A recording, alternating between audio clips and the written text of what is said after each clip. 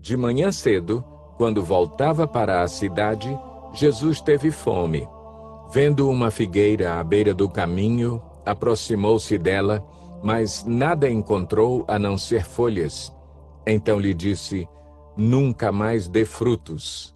Imediatamente a árvore secou. Ao verem isso, os discípulos ficaram espantados e perguntaram: Como a figueira secou tão depressa? Jesus respondeu: Eu lhes asseguro que, se vocês tiverem fé e não duvidarem, poderão fazer não somente o que foi feito à figueira, mas também dizer a este monte: Levante-se e atire-se no mar. E assim será feito. E tudo o que pedirem em oração, se crerem, vocês receberão.